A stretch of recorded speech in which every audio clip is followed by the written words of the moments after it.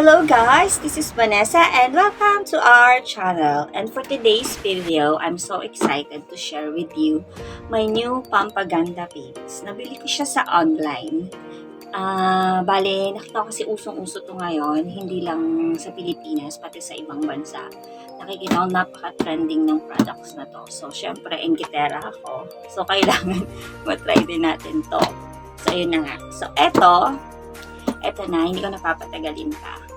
Eto na siya. Charan! Yan! Siguro most of you are familiar with this already. Lalo na yung mga girls dyan na katulad kung mahilig mag-discover ng mga pampaganda items. Ayan. Ito yung tinatawag nilang 3-color LED mask. Ayan. So, ito siya ngayon. So, binili ko siya through online. Dapat meron akong bibiling isang brand, kaso nung in-inquire ko siya sa Instagram, hindi sila nag-ship ng international. So, wala akong choice. So, naghanap na lang ako sa iba. So, ito nga yun. So, I think hindi naman siya fake. Okay naman siya. So, ito na nga guys. I-open na natin itong box na ito. So, bago natin i-open, papakita ko lang sa inyo yung itsura ng box niya. Ganyan siya. Ayan. Lagay siyang 3-color LED mask. And then, ganyan. Ganyan. Ayan. And then, ito yung 3 colors ng LED mask natin. Meron siyang red, blue, and orange. Later, sasabihin ko sa inyo kung anong mga function ng different colors na yan. So, for now, buksan na natin itong box na to para makita natin kung anong laman nito. Ayan. So, pag binuksan nyo, ganito siya.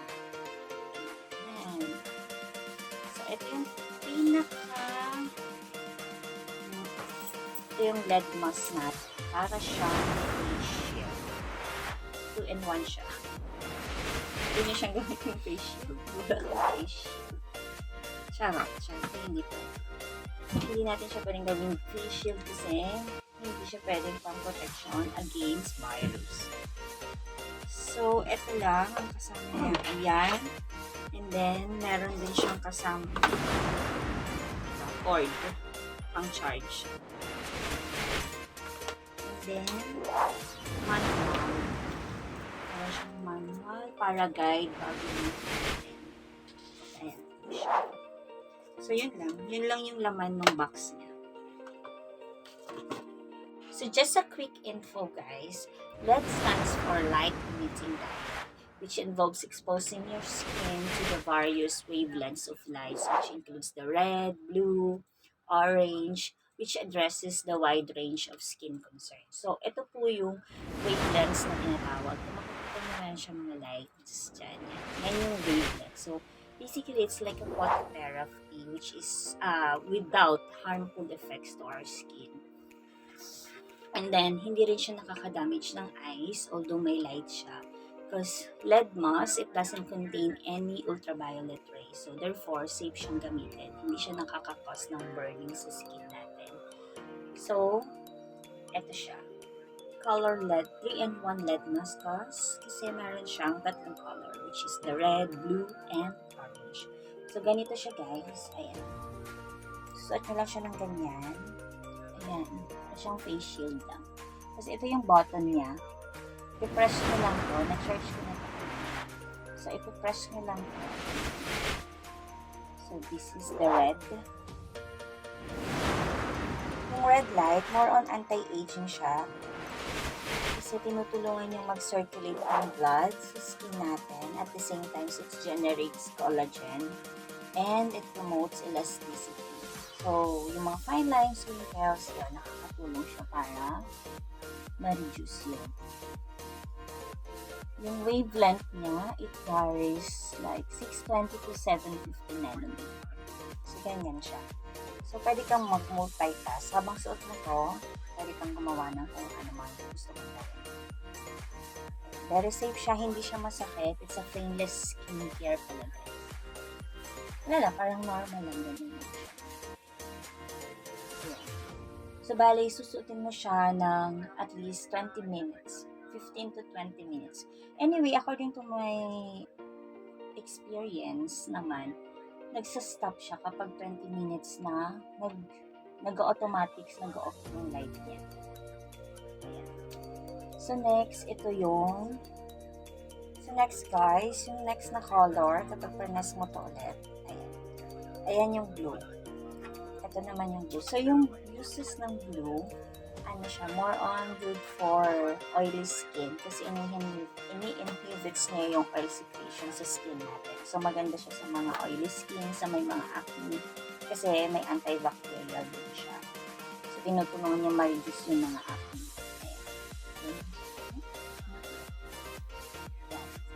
So after ng blue, yung next color, pag punas mo to is orange. Ito yung pinaka-favorite. Favorite ko siya kasi yung orange, maganda siya sa mga pigmentation. Pang-lighten siya ng skin. Tinutulungan niyang mag-glow yung skin, yung dull skin. Tinutulungan. So, yun yung gamit ng orange. Ayan.